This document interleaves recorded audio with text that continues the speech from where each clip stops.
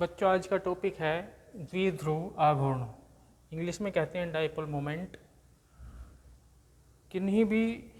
किसी भी ध्रुवीय अणु में, जैसे ध्रुवीय अणु है ये HF, इस पे आंशिक ऋणावेश होगा, इस पे आंशिक धनावेश होगा।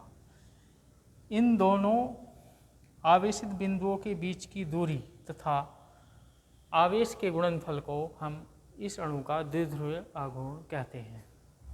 जितना आवेश इस पे होगा उतना ही आवेश इस पे होगा, विपरीत आवेश होगा, इसलिए आवेश को हम ये कहेंगे आवेश तथा दोनों के बीच की दूरी के गुणनफल को। तो द्विध्रुवीय आघूर्ण की जब परिभाषा लिखेंगे तो उसमें लिखेंगे किसी ध्रुवीय अणु में किसी ध्रुवीय अणु में आवेश तथा परमाणुओं के बीच की दूरी के गुणनफल को उस अणु का द्विध्रुव आघूर्ण कहते हैं। या इसको और भी शुद्ध रूप में करके लिखा जा सकता है, दोबारा से बोल रहा हूँ, उसको उस तरह से कर लेंगे। किसी ध्रुवीय अणु में धनावेशित या ऋणावेशित भाग पर उपस्थित आवेश तथा दोनों आवेशों के बीच की दूरी के गुणनफल को उस अणु का द्विध्रुव आघूर्ण कहते हैं। अर्थात द्विध्रुव आघूर्ण को प्रदर्शित किससे करते हैं? म्यू से। अर्थात द्विध्रुव आघूर्ण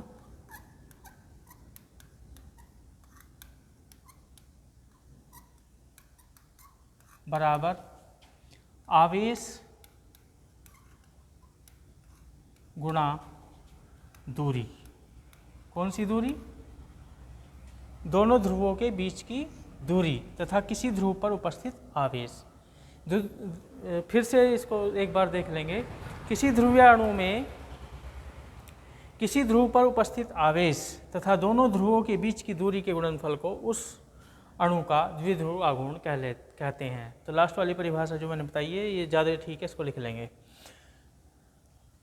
इसको हम म्यू से प्रदर्शित करते हैं और इसका मात्रक है डिबाई। डिबाई नाम के साइंटिस्ट ने इसकी खोज की थी, इसलिए इसका मात्रक उन्हीं के नाम पे डिबाई दिया जाता है। डिबाई इंग्लिश में लिखते हैं इसको डी, कैपिटल डी से प्रदर्शित करते हैं डिबाई को।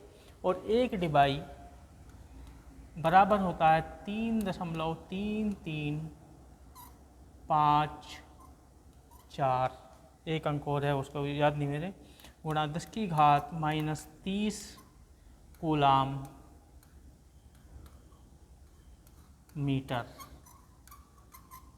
आवेश को किस में मापते हैं? कूलाम में, और दूरी को मीटर में, एमकेएस पद्धति में। तो एक डिबाई इतना होता है। जो द्विध्रुव आघूर्ण है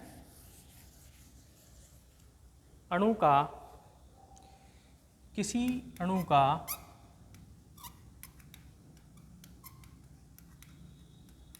द्विध्रुव आघूर्ण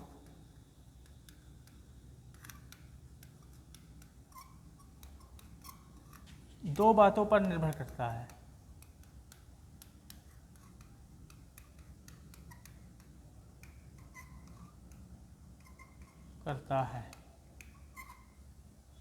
पहला, बंध की ध्रुवीयता,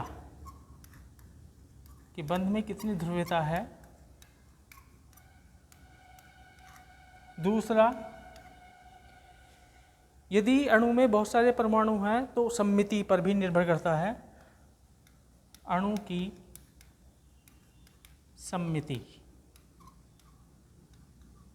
एक बात इसमें आती है, यदि अणु सममितीय है, यदि अणु में किसी भी प्रकार की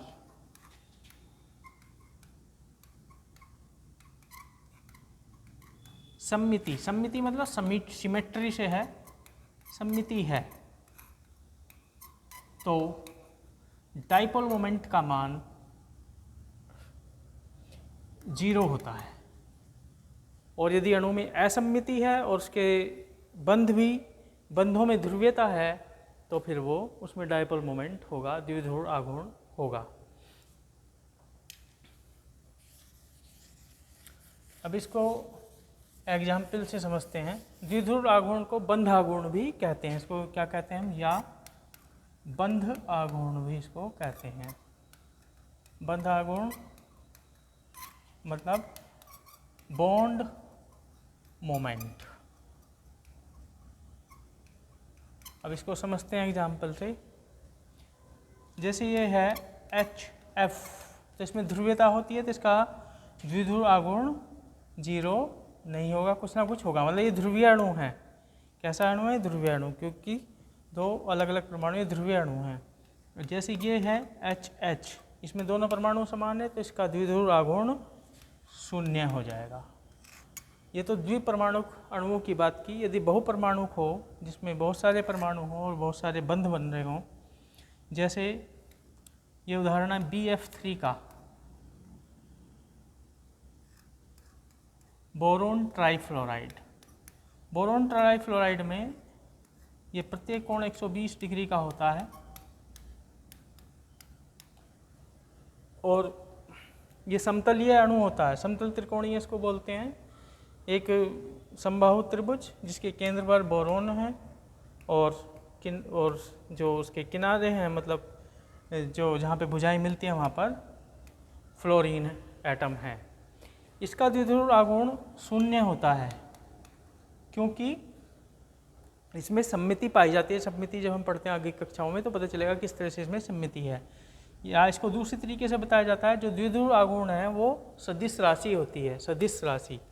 और केमिस्ट्री में हम इसकी जो दिशा दिखाते हैं द्विध्रुव आघूर्ण की, वो इस तरह दिखाते हैं तीर के निशान द्वारा, प्लस का चिन्ह लगा के पूंछ पे, और आगे ये तीर का निशान धनात्मक से ऋणात्मक की ओर। और फिजिक्स में यदि दिखाते हैं तो ऋणात्मक सिरे से धनात्मक सिरे की ओर दिखाते हैं, उसमें प्लस का चिन्ह ये वाला नहीं लगाते।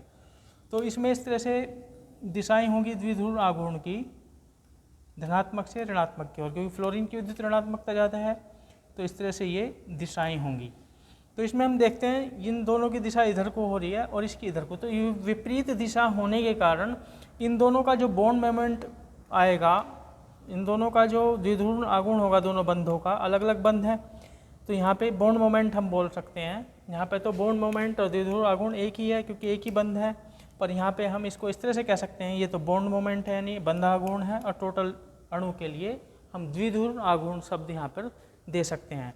तो यहाँ पे जो ये बंध आघूर्ण है दो बंधों का, या बॉन्ड मोमेंट है जो दो बंधों का, वो तीसरे जो बंध है उसके विपरीत दिशा में पड़ रहा है। तो ये तीसरे बंध का जो बॉन्ड मोमेंट है इन दोनों बॉन्ड मोमेंट के योग को निरस्त कर देता है और ये शून्य आता है। जो हम जब हम इसकी कैलकुलेशन करते हैं, इसकी कैलकुलेशन होती है किसी अणु का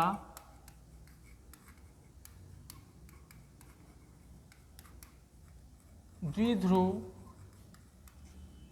आघूर्ण अणु के लिए जब हम बात करें, इसमें मल्टीपल बॉन्ड्स हैं, ये होता है म्यू बराबर under root μ1 square plus μ2 square plus 2 μ1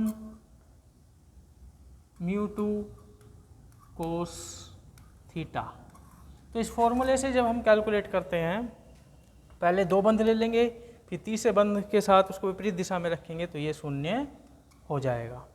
तो इस तरह से ये कैलकुलेट कर लेते हैं। इसके बाद हम देखते हैं जैसे NH3 का अणु है,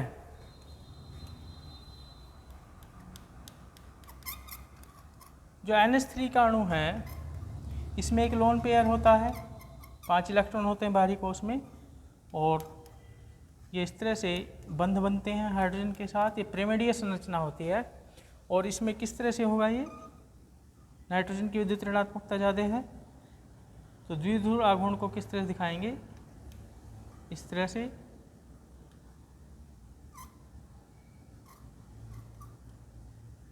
और ये लोन पेयर है इलेक्ट्रॉन, इनकी वजह से द्विध्रुव आघूर्ण होगा, तो इनको इस तरह से दिखाते हैं हम।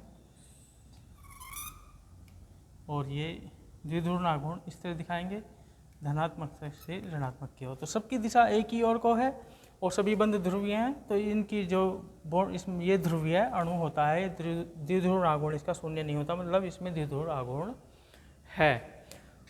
और यदि हम इसी तरह से NF3 की बात करें, यहाँ पे ये NCERT से उदाहरण आपको बता रहा हूँ मैं, जो NCERT में दिए हैं वो समझा रहा हूँ। ये नाइट्रोजन, इसमें भी इसी तरह से होगा, ये लोन पेयर, ये फ्लोरीन और ये फ्लोरीन। फ्लोरीन की विद्युत ऋणात्मकता नाइट्रोजन से अधिक होती है, तो इसलिए इसकी दिशा इस तरह से हो जाएगी, द्विध्रुव आघूर्ण की अलग अलग बॉन्ड मोमेंट इस तरह से दिशा इनकी होगी, और यहाँ पे इस तरह से होगी। तो ये दिशा जो है ये वाली इनके विपरीत है। तो इसमें द्विध्रुव आघूर्ण शून्य तो नहीं होता, ये निरस्त नहीं करता, पर इसका द्विध्रुव आघूर्ण काफ़ी कम होता है इसकी तुलना में, NH3 की तुलना में। तो इस तरह से हम किसी भी अणु में द्विध्रुव आघूर्ण को देख सकते हैं, कैलकुलेट कर सकते हैं। अब इसके बाद जो टॉपिक है वो इसमें एक तो valence shell electron pair repulsion theory है, संयोजकता बंध इलेक्ट्रॉन युग प्रतिकर्षण सिद्धांत, और अणु कक्षक सिद्धांत है, एक है परमाणु कक्षक सिद्धांत, सहसंयोजकता का कक्षक सिद्धांत भी जिसको कहते हैं। तो ये तीनों सिद्धांत इस चैप्टर में बाकी हैं। हाँ, इसमें अभी अनुनाद का टॉपिक और है, तो ये 4 टॉपिक इस चैप्टर में रह रहे हैं। काफ़ी बड़ा चैप्टर है ये।